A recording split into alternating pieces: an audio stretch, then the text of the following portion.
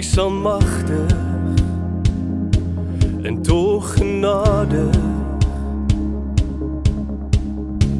en niemand ken sy planne nie. Hy doen wat hy beloof, hy is heilig, al die eer aan hom.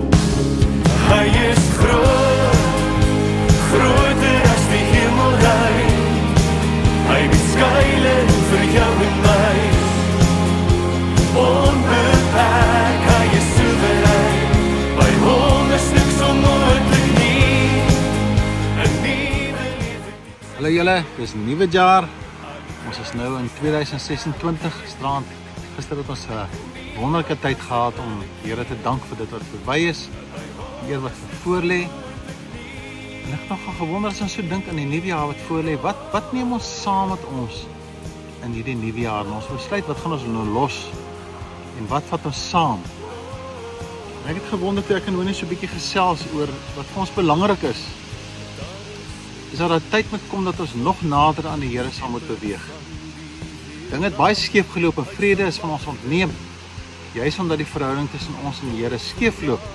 Natuurlik dit gee aanleiding na ons verhoudings met die mense rondom ons. En ek wil graag by die Here Jesus leer wat het hy gedoen in tyd van nood. Nou ons weet nie wat vir jou voorlê hierdie jaar nie.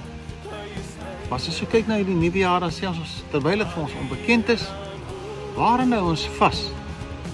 Daar is 'n mooi gedeelte in die Bybel daar in Matteus 26. Ek wil graag vir julle 'n stukkie lees daarvan, waar Jesus pas vir Petrus hulle vertel het dat hy gaan sterf. En Petrus sê hy sal by hom staan en julle weet wat gebeur met Petrus. Dan in 26 van Matteus vers 36 kom die Here Jesus en hy self ons 'n voorbeeld in tye waar daar nou groot benoudheid vir hom sou voorlê, en natuurlik vir ons ook maar. Daarna kom Jesus met sy disippels by 'n plek in die naam van Getsemane. En hy sê vir hulle, sit hier terwyl ek daar gaan bid. Hy sonder hom af en dan gepraat hy met sy Vader. Kan ons miskien hierdie vandag as 'n fundament of 'n fondasie gebruik, of 'n reël en 'n beginsel en 'n wet tussen ons, dat wanneer dit baie rof gaan, dat ons sê dis tyd dat ons afsonder voor die Here. Ek het so beleef in 2025 dat ons so besig geraak het, dat die voorreg wat ons gehad het om met die Here te gesels is by ons ontneem, want jy is so besig met goed.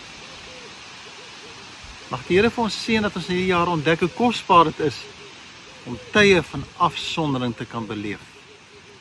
So nou die uitdaging in my hart is, en ek gee dit vanmôre vir julle ook, is dat ons in 2026 meer tyd sal maak om met die Here Jesus en met God te praat. Daar word vertel van Spurgeon dat sy program baie besig was deur die dag, en hy het ons baie dagstukkies geskryf vir koerante en rubrieke. En sy sekretaresse kom by hom en sê, Mr. Spurgeon, ons moet vandag vinnig begin werk, vroeg begin werk, wat lyk asof dit in sy stilte tyd sou ingaan, omdat ons met die besige dag moet aangaan, dan sal hy vir haar gesê het, ek maak my stilte tyd langer. As hy geweet die dag is baie besig, het hy meer tyd met die Here spandeer, want ons het hom so nodig. Kom ons maak 'n beginsel vas, ons so vroeg in die jaar, dat ons in 2026 meer tyd met God gaan spandeer, soos ek nou vir julle verduidelik het. Kom ons volg die voorbeeld van die Here Jesus Christus in die moeilikste tyd van sy bestaan op aarde, waar hy gereed maak vir die kruising. Hy het geweet wat voorlê, sonder hom af, en hy gaan praat met sy Vader. Ons het dit so nodig, dat ons nie soos Adam weghardloop en gaan wegkruip en bang is nie. Nee, ons praat met ons Vader. Kom ons bid net saam.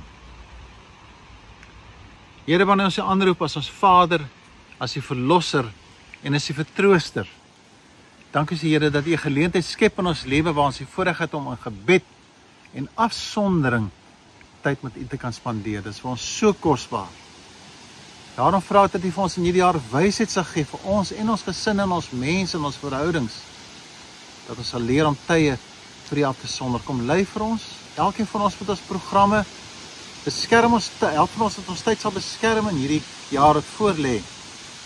En kom help ons, die dierbare Heilige Gees, dat ons daardie tyd wat ons met U het, nie sal afskeep nie. Help ons dat ons gefokus sal wees Kom ontmoet vir ons, Here, leer vir ons wat die teenwoordigheid beteken, dat U ons nooit verlaat nie. Help ons om na die kruis te kyk, daar by die kruis te kniel meer gereeld in hierdie jaar, en dat ons al die antwoorde soek vir die vraagstukke in ons lewe, die pyn en die seer kry. Kom ons help ons om dit na U toe te bring. Kom raak ons harte aan, om U daardeur ook te verheer. Amen. En so wil ek vir U uitnooi en ook 'n wenk vir U gee, as jy gelukkig in julle verhoudings wil wees, of die beplanning vir die jaar, of die drome wat jy het, begin by die voet van die Here Jesus Christus, daar by die kruis. Keer in gebed en afsondering voor hom. Jesus het baie gedoen met sy disippels ook. Hulle een kant gegaan en hulle stil geword, dan leer hy hulle. Kom ons luister wat die Here hierdie jaar vir ons gesê. En kom ons geniet die teenwoordigheid van hom. Die Here vir julle seën in hierdie week. Ons is voorreg om weer volgende week by mekaar te kom soos hy wil. En kom ons erken ons afsondering voor die Here deur God te sê, Here, ons is lief vir U, want ons weet U is lief vir ons. Totsiens dus, tot volgende week. Totsiens. Aan die kruis sterf vir elkeen. Niemand kan sy planne keer. By hom is niks onmoontlik nie.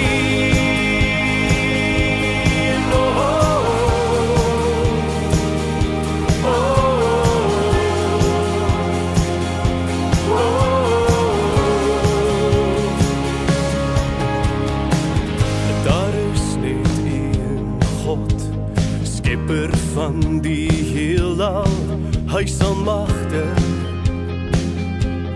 tog genadig, en niemand ken sy planne nie, hy doen wat hy